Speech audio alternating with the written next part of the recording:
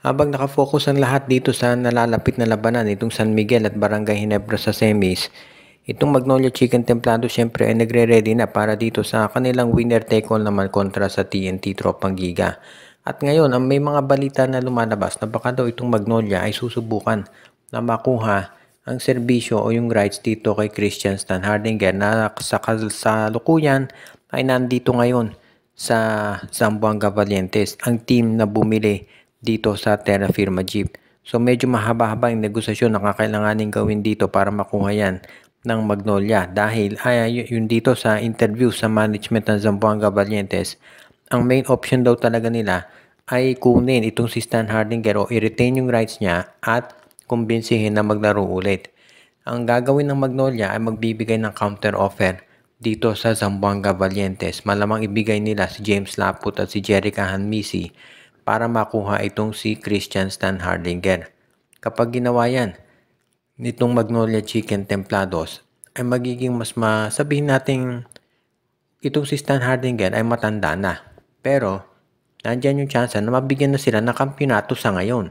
At ang Magnolia hindi nagre-rebuild. Ang gusto niyan, manalo na ng championship ngayon. Dahil nandyan na itong kung makuha mo si Stan Hardinger, meron ka pang Lucero, Navarro, Paul Lee. Abay, kompleto na yan. Ang Zamboanga Valientes papasok pa lang sa PBA. So advantage naman nila na makuha itong si James Laput at si Jerica Hamnisi dahil yan ay mga bata pa. Yan ngayon ang pinag-aaralang mabuti nitong Magnolia Chicken Templados para masiguro na yung kanilang roster ay magiging mas malakas yung sabihin na nating performance nito lalo na sa mga darating pang araw.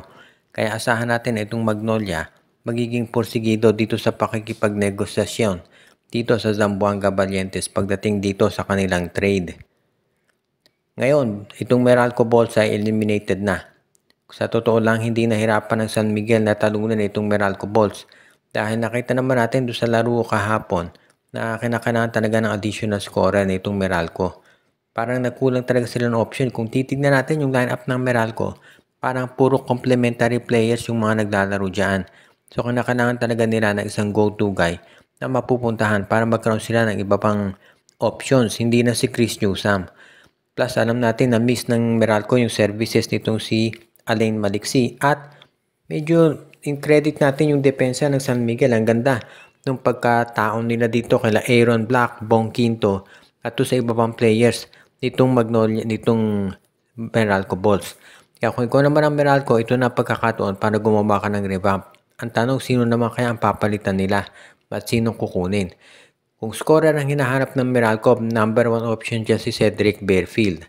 Dahil nandito na sa TNT Tropang Giga itong si Jordan Heading, so pwede na nakunin itong Meralco Balls naman, itong si Bearfield dahil nasa TNT na si Robert Bolick.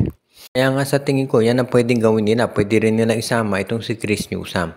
At pagdating naman dito sa mga big men, well, marami silang pwedeng makuha sa darating na draft. Ang kinakailangan unang-una, makuha nila yung draft pick ng Blackwater. Dahil sa totoo lang, mas kailangan ito ng Meralco kaysa sa TNT. Dahil na TNT, nandiyan na si Jordan Heading, bumalik na rin si Brandon Roser, and of course, nandiyan pa si Poy Eram.